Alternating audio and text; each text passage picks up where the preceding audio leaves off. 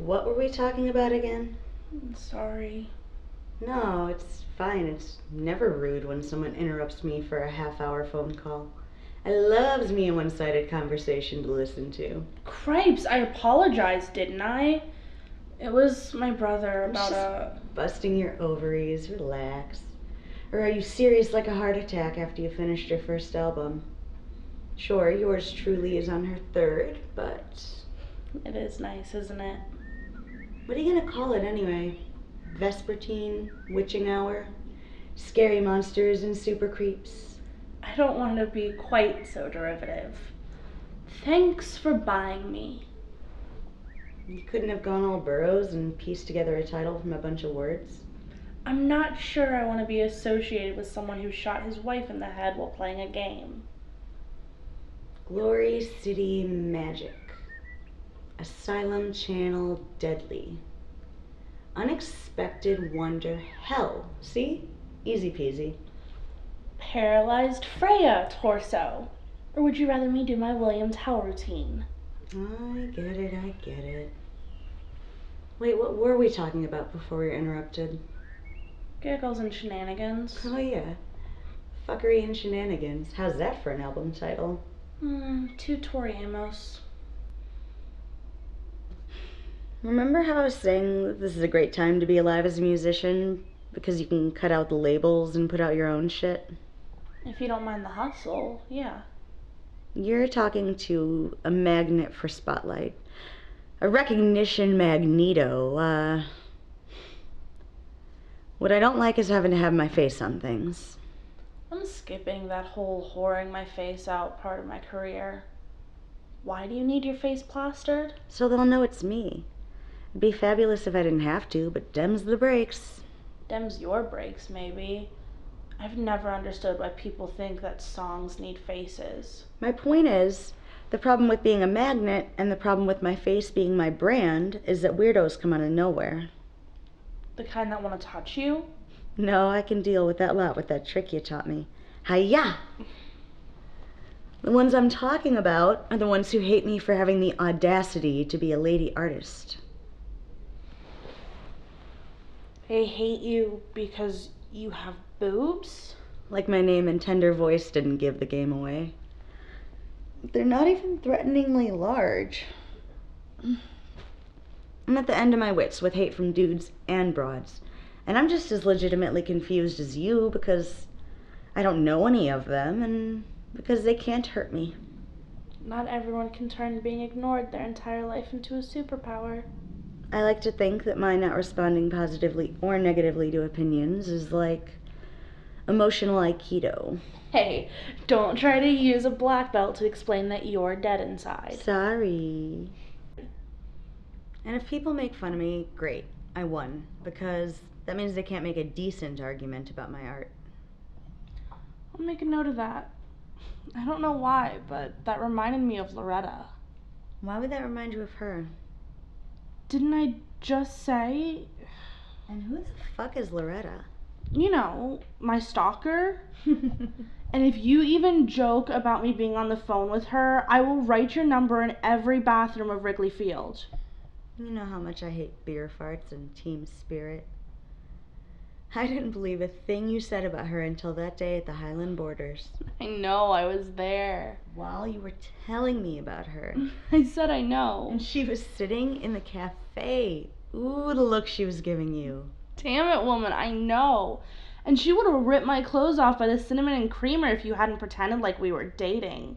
Oh, I never told you the postscript of that. Appendix me. Well, actually, there's not much to say. I actually haven't seen her since. She probably threw herself off the water tower. Or into it.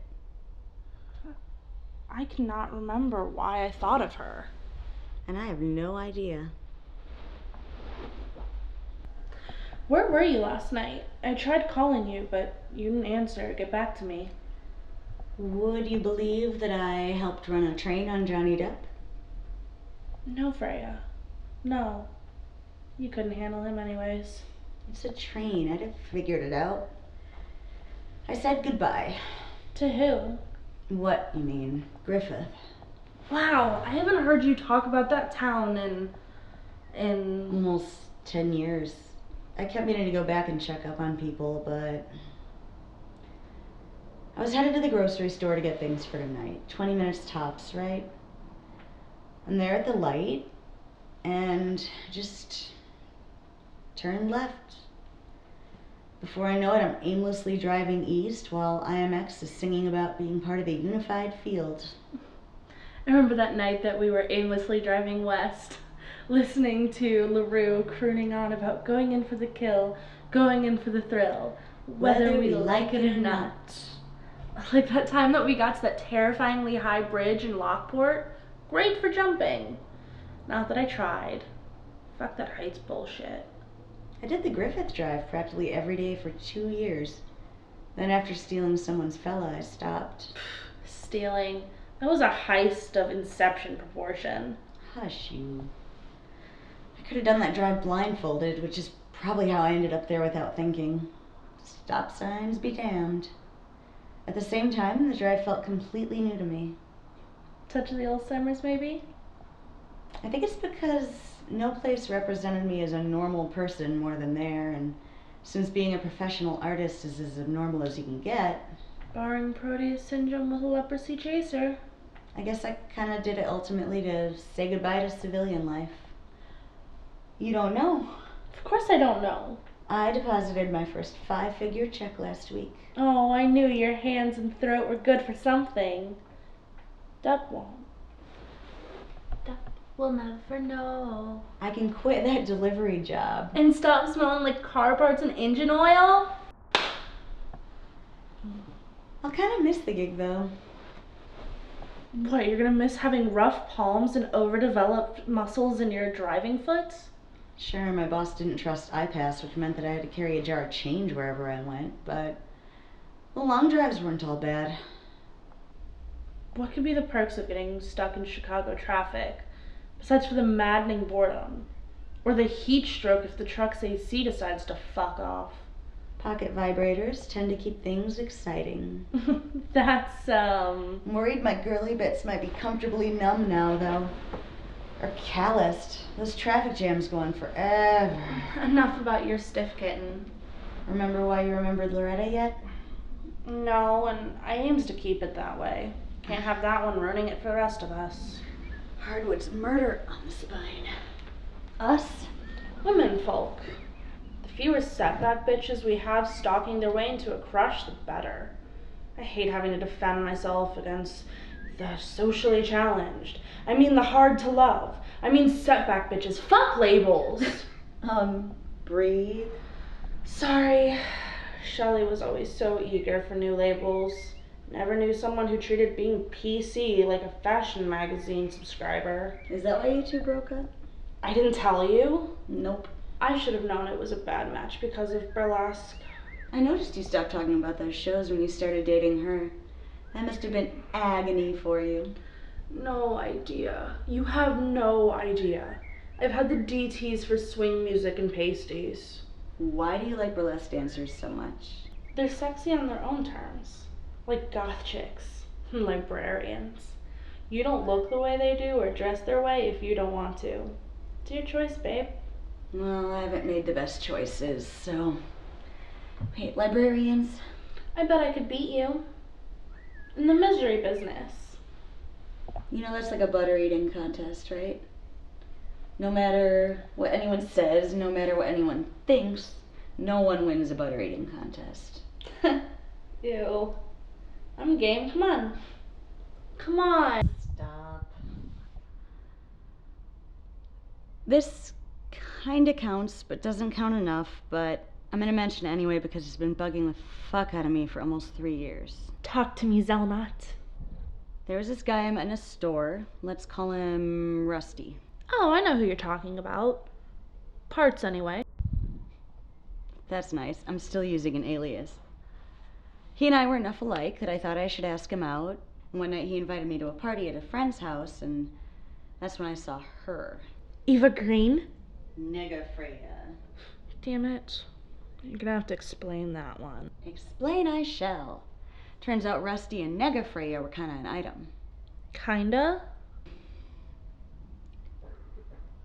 Rusty just got out of an ancient relationship that ended with him hopping from friend's house to friend's house until he got to his current house. So, lucky me, he was off the market. However, Rusty and Nega Freya swore themselves to each other. Whenever he was ready to start dating again, they were going to get married and all that jazz. Marry before dating? How is this daffy bitch nega you now?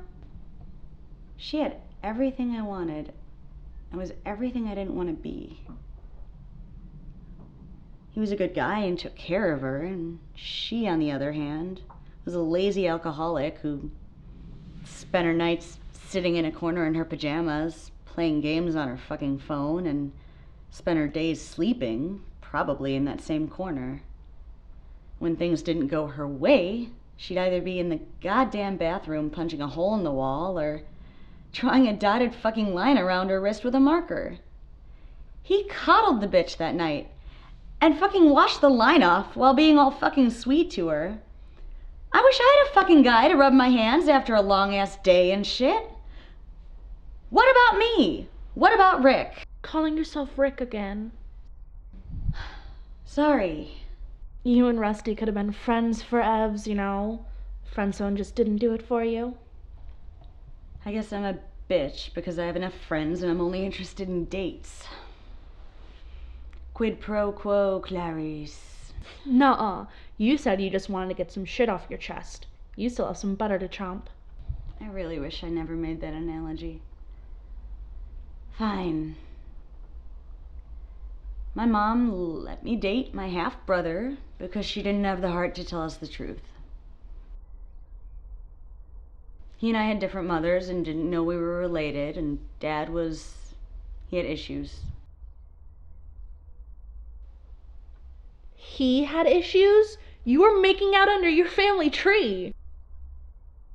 How long did your mother let you two go steady? Did she catch him with his head in your lap? Or worse? I don't want to talk about it anymore. What, it's not like you two had an evening of the devil's business. You two had an evening of the Damn it! No! Fuck no. I just knew what a man's junk felt like in my hand because of... We broke up as soon as we found out. Family gatherings must be so amusing. Haven't been to one yet. Now, quid pro quo. Land O'Lakes, here I come. I guess I should talk about Shelley, quite contrary. The love of your life who left you suicidal? You tried to hang yourself by your hair from a ceiling fan. I always wondered why you never used a bedsheet. Me too. You can do this. You know how people say that you can't choose the ones that you love? And that Shelley loved going to the fairground in open season? Well, a few months ago, I found out why. And she...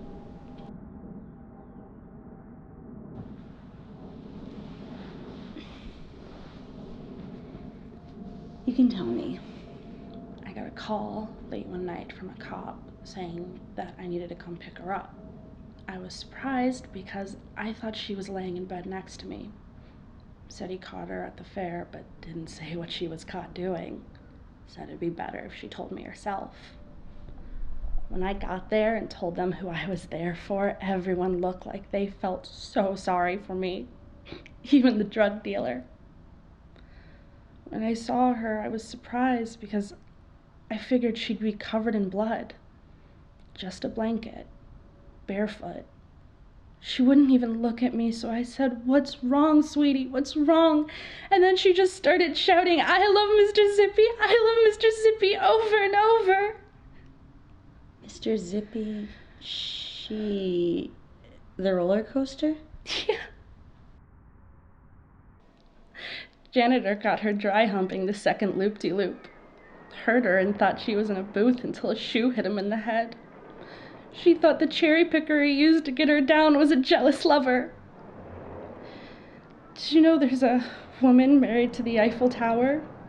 Erica Labrie, or Erica Eiffel. Lesbians, if you're curious. They call it objectophilia. The owner was remarkably understanding. Even offered her a job so her and Mr. Zippy can spend their nights together. The janitor wears a safety helmet now. I got something in the mail that looked like a wedding invitation, but I couldn't go. I couldn't go. I gotta pee.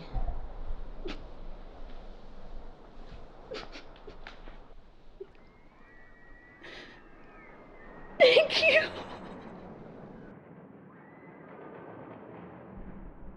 Oh. Oh. Hey. Hey. Hey.